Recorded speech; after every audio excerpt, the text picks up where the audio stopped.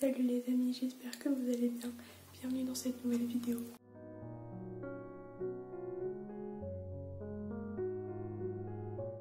Donc vous l'avez sûrement vu dans le titre, aujourd'hui je vais vous parler du CNED. Donc je vais essayer de vous expliquer tout ce que vous devez savoir et vous donner mes conseils. Alors déjà pour commencer, le CNED c'est le Centre National d'Enseignement à Distance. C'est un format d'enseignement pour étudier de chez soi à la maison. Donc je vous mettrai à l'écran tous les enseignements que le CNED propose. Donc c'est gratuit pour les moins de 16 ans, mais il faut un certificat il me semble.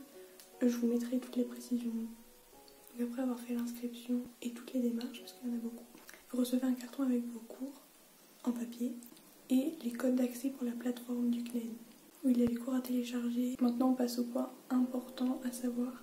Alors déjà c'est pas du tout des cours en visio, c'est seulement en papier. On vous donne tous les cours d'un coup et c'est à vous de gérer sur toute l'année. Deuxième point, c'est très différent des cours habituels.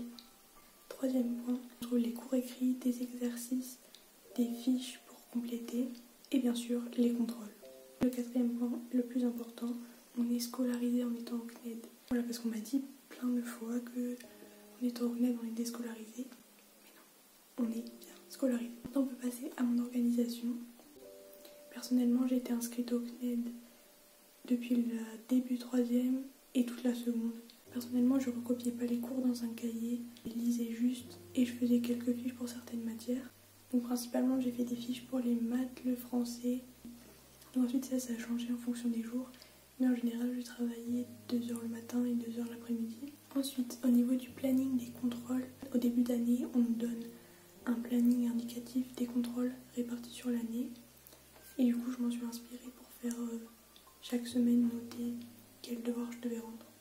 Aussi, j'utilisais principalement les cours en ligne, donc pas vraiment les cours en papier. Enfin, surtout en 3e, j'utilisais les cours en papier, mais en seconde, en fait, je me suis rendu compte que les cours en ligne étaient beaucoup plus complets que les cours papier. Des fournitures que j'utilisais, donc j'utilisais des grandes fiches Bristol pour faire mes fiches. Une fois que je les avais finies, je les mettais dans un trieur. Et une fois que j'avais fait le contrôle, je mettais les fiches dans des classeurs. Donc voilà, c'est tout pour mon organisation. Si j'oubliais quelque chose, je le rajouterai à l'écran. On peut passer à mes conseils. Alors premièrement, c'est hyper important de trouver une organisation qui vous convient au niveau du temps de travail, si vous voulez des cahiers, des fiches. Voilà, donc c'est important de trouver votre organisation.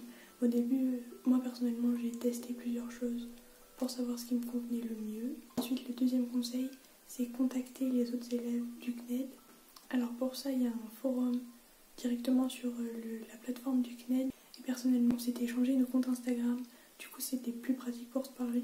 Ensuite, troisième conseil, ça sert à rien de travailler toute la journée, à part si vous le souhaitez et que ça vous convient. Dans les cours normaux, il y a toujours une interruption où on n'écoute jamais entièrement. Il vaut mieux travailler efficacement que de travailler de 8h à 18h. Ensuite, en quatrième, je vous conseille de ne pas vous limiter aux cours qu'on vous donne, donc de chercher sur internet et principalement sur YouTube. En cinquième, bien sûr, demandez de l'aide si besoin.